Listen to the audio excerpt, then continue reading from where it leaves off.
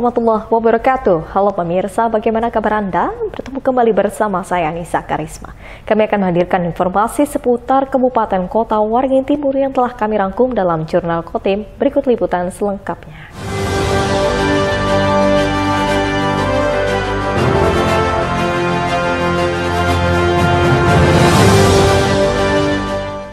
Pemirsa, seorang nenek di Sampit, Kabupaten Kota Waringin Timur menangis harus menerima paket sembako murah yang digratiskan oleh Gubernur Kalimantan Tengah. Paket sembako pasar murah digelar untuk menekan inflasi di Kota Sampit. Pemerintah Provinsi Kalimantan Tengah bekerja sama dengan pemerintah Kabupaten Kota Waringin Timur kembali menggelar paket sembako pasar murah. Pasar murah dilaksanakan di 3 titik lokasi di Kota Waringin Timur.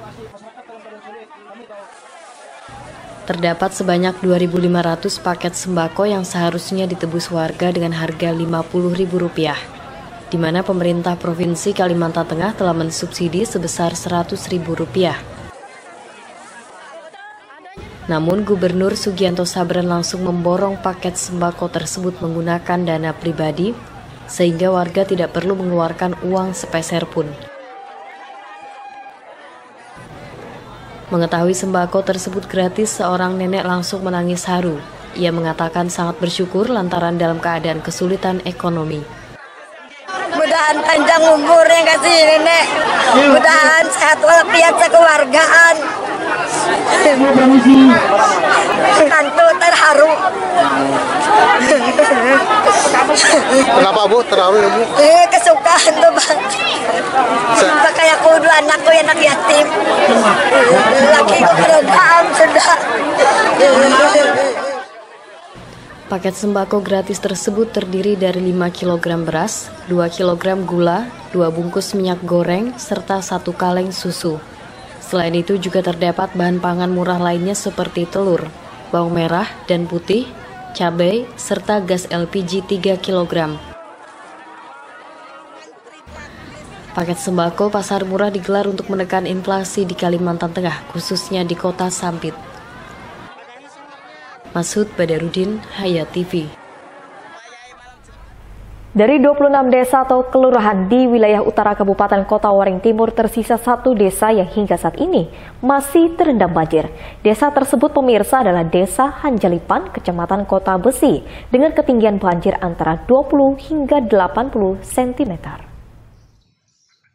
Setelah 3 pekan lamanya, Desa Hanjalipan, Kecamatan Kota Besi hingga Minggu 25 September masih terendam banjir. Banjir dengan ketinggian antara 20 hingga 80 cm merendam jalan desa. Sebelumnya Desa Hanjalipan terendam banjir dengan ketinggian mencapai 2 meter. Saat itu banjir juga masuk ke rumah-rumah warga, namun kini tinggal sedikit banjir yang masuk ke rumah warga. Karena umumnya rumah warga di desa tersebut berbentuk rumah panggung. BPBD Kota Waringin Timur menyebut perlu waktu 1 hingga 2 bulan lamanya untuk banjir di Desa Hanjalipan benar-benar surut. Camat Kota Besi Gusti Mukafi mengatakan lamanya banjir di Desa Hanjalipan terjadi akibat desa tersebut merupakan titik pertemuan 2 sungai besar di Kota Waringin Timur, yaitu Sungai Mentaya dan Tualan. Di Desa Hanjalipan ini disebabkan oleh curah hujan yang cukup tinggi di wilayah utara, ya, terutama di Sungai Mentaya dan Sungai Tualan. Jadi pertemuan 2 sungai ini mengakibatkan penumpukan air di Desa Hanjalipan. Nah, apalagi kita ketahui bersama bahwa air pasang laut cukup dalam sehingga bisa masuk sampai Desa Hanjalipan ini. Bertemulah 3 aliran sungai itu, ya, membuat Desa Hanjalipan memang dibanding desa yang lain agak lambat turun airnya. Kepala Dinas Kesehatan Kota Waringin Timur Umar Kadri menyebut belum ada keluhan warga terkait penyakit akibat banjir. Namun pihaknya telah menginstruksikan para tenaga kesehatan untuk siaga di lokasi banjir. Beberapa hari kita memantau penyakitnya, kemudian yang terdampak. Tentunya sampai saat ini kita masih belum ada keluhan masyarakat terkait dengan penyakit. Kami selalu siap siaga, baik terkait dengan tenaganya, kami juga mengharapkan kepada teman-teman yang ada di lapangan agar tidak boleh meninggalkan tempat, tetap berada di tempat di lokasi banjir. Kemudian kami juga siapkan obat-obatan tercukupi sehingga terkait dengan pelayanan ini yang kita maksimalkan untuk masyarakat Kabupaten Kutai Timur.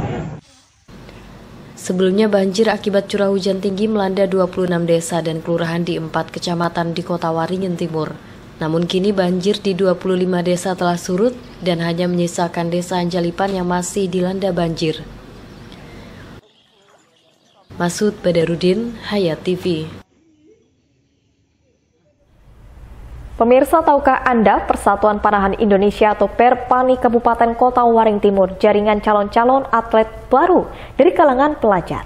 Penjaringan ini guna mencari bibit-bibit atlet berbakat sebagai persiapan menghadapi Pekan Olahraga Provinsi Kalimantan Tengah tahun 2023 mendatang. Kota Waringin Timur menjadi tuan rumah Pekan Olahraga Provinsi Kalimantan Tengah tahun 2023 mendatang. Salah satu cabang olahraga yang aktif melakukan persiapan adalah Perpani. Minggu 25 September pagi, Perpani Kota Waringin Timur menjaring calon-calon atlet baru dari kalangan pelajar.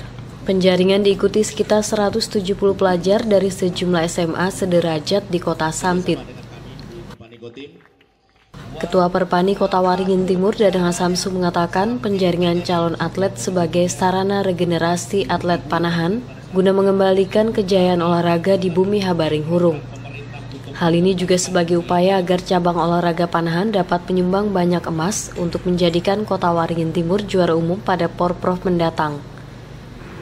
Kita berharap dengan acara pada hari ini adalah kita regenerasi atlet-atlet yang gol yang paling ujung tentu yang pasti tadi telah disampaikan Ketua KONI ingin adalah mengembalikan kejayaan olahraga di Kota Waringin Timur.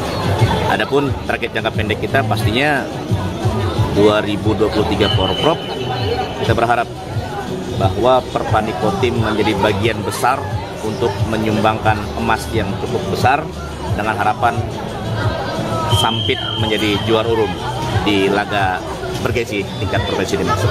Penjaringan calon atlet panahan dilakukan beberapa tahap mulai dari pembinaan fisik dan mental selama 2 bulan. Kemudian dilanjutkan penilaian dan seleksi hingga terjaring 32 calon atlet untuk mengikuti pembinaan lanjutan. Pertama cuma buat seru-seruan sama teman. Ya, terus ya pengen tahu gitu lebih banyak. Ya. Kita pernah nyoba lah, Mas? Belum pernah. Belum pernah nyoba, Mas? Belum pernah. Pertama? Ya pertama kali. Harapannya bisa ikut lah. Iya, bisa terpilih. Bisa mewakili Kotim nantinya ya? Iya. Suka aja, Pak. Sebelumnya sudah pernah nyoba olahraga ini, Pak? Pernah, Pak, di sekolah. Pernah nyoba berarti ya? Tinggi. Untuk panahan? Tinggi pernah. Ini kan nanti diseleksi hanya dicari 32 orang. Harapannya seperti apa, Pak? Harapannya ada perwakilan dari anak teman. Ketua KONI Kota Waringin Timur, Ahyar Umar, menyambut baik langkah Perpani dalam penjaringan calon atlet. Hal itu sesuai dengan keinginannya untuk menjadikan putra-putri daerah sebagai atlet handal yang dimulai dari pembinaan usia dini. Saya berterima kasih sekali karena memang program kerja saya itu adalah pembinaan usia dini. Pertama usia dini, kemudian putra-putri kita sendiri yang kita utamakan untuk dibina. Nah, langkah selanjutnya adalah apabila anak-anak itu punya bakat dan sudah punya prestasi, minimal mereka pernah juara di tingkat provinsi, apabila mereka itu mau melaksanakan latihan di Pulau Jawa, itu kita akan spot. Dengan berbagai langkah dan upaya yang dilakukan, diharapkan keinginan agar Kota Waringin Timur menjadi juara umum pada ajang Porprov Kalimantan Tengah dapat terwujud. Norman Syah, Hayat TV. Sementara itu, pemirsa, sebanyak 12 insan jurnalis, baik dari media cetak dan online yang bertugas di lingkup Kabupaten Kota Waringin Timur, mengikuti program uji kompetensi wartawan yang dilaksanakan oleh Pengurus Persatuan Wartawan atau PPI Provinsi Kalimantan Tengah, bekerjasama dengan Dewan Pers yang digelar di Kota Palangkaraya pada tanggal 24 dan 25 September tahun 2022 kemarin. Sebelum bertolak ke Palangkaraya, para insan jurnalis ini terlebih dahulu berkumpul di Sekretariat PWI Kota Waringin Timur, sekaligus memantapkan segala persiapan hingga kelengkapan teknis sebelum mengikuti uji kompetensi wartawan tersebut. Menurut Sekretaris PWI Kotim Nako menjelaskan sejumlah persiapan penguasaan materi telah dipelajari oleh semua calon peserta UKW dari Kotim, termasuk beberapa materi lainnya dari Dewan Pers. Intinya peserta Kotim siap mengikuti UKW dan menjalankan tugas dari para penguji profesional Dewan Pers. Mungkin sedikit menambahkan kepada kawan-kawan, semoga di sana nanti bisa menjaga nama baik PWI Kotim dan harapannya dari 12 teman-teman yang ikut semuanya bisa lulus selama 2 hari mengikuti kegiatan. Tolong sesuaikan dengan jadwal yang ada, on time, jangan sampai nanti ada yang datang terlambat dan lain sebagainya, itu akan berpengaruh pada penilaian kalian nanti. Mungkin itu. Sementara itu, menurut Wakil Ketua Bidang Cyber, Pujo Darmanto menegaskan terdapat sebanyak 2 peserta jenjang utama, 2 madya dan 8 jenjang muda yang siap mengikuti pelaksanaan uji kompetensi wartawan di Palangkaraya. Alhamdulillah teman-teman dalam keadaan semua fit ini. Hari ini tim peserta UKW yang dari Kotim akan berangkat 12 orang, utama 2, madya 2 dan muda ada 8 orang. Dan mudah-mudahan saya sebagai Wakil Ketua PWI Kotim berharap teman-teman semua ini bisa lulus dalam mengikuti bisa kompeten dalam mengikuti UKW di Palangkaraya tanggal 24-25 September ini. Baik Nako maupun Pujo berpesan agar seluruh peserta UKW Kotim saat mengikuti kegiatan ini berdisiplin tinggi serta menjaga kondisi fisik, sehingga nantinya dinyatakan lulus sebagai wartawan yang profesional dan berkompeten. Norman Syah, Hayat TV.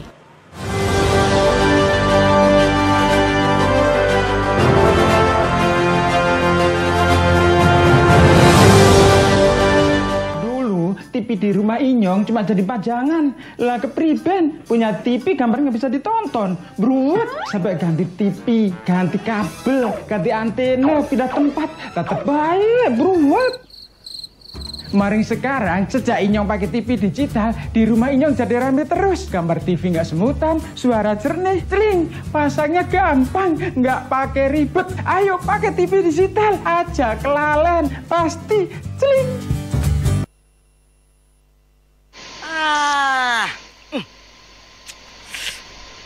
Gambarnya jangkrik. Ya, TV-nya masih analog ya? Ganti dong ke digital. Digital? Ya, digital. Tinggal install set-top box, gambar tajam, channel banyak, tanpa iuran bulanan. Hey, gimana? Bagus kan? Gambarnya jangkrik. Hah? Sambut era digital dan nikmati kesempurnaan gambarnya. Yuk nonton siaran televisi digital. Bagaimana ya cara menangkap siaran televisi digital? Pertama, pastikan di daerah Anda sudah ada sinyal siaran televisi digital. Kedua, gunakan antena UHF di dalam atau di luar rumah Anda.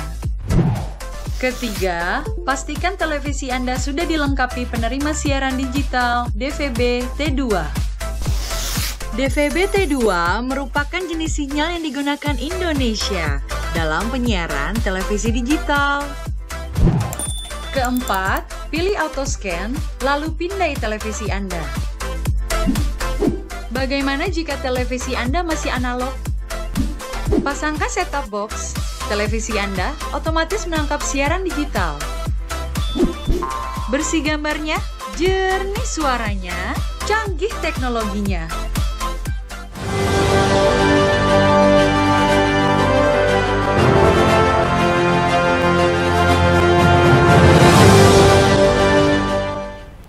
Dandim 1015 Sampit Letkol Infantri Abdul Hamid menggelar silaturahmi dengan insan jurnalis sebagai upaya memperkuat sinergitas guna menjaga kesamaan persepsi dalam membangun bumi Habaring Hurung pekan lalu.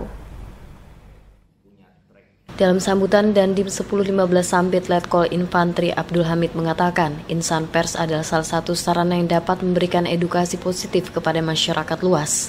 Untuk itu dalam menghadapi masa-masa sulit ataupun tantangan ke depan, satu persepsi antar semua elemen adalah solusi utama. Dandi menegaskan selain memiliki fungsi sebagai kontrol sosial, media adalah elemen penting yang bisa menyatukan persepsi di tengah-tengah masyarakat secara lugas, aktual, dan faktual. Dengan keberadaan media, asumsi atau persepsi yang terbelah mampu dikoreksi menjadi satu kesatuan yang utuh.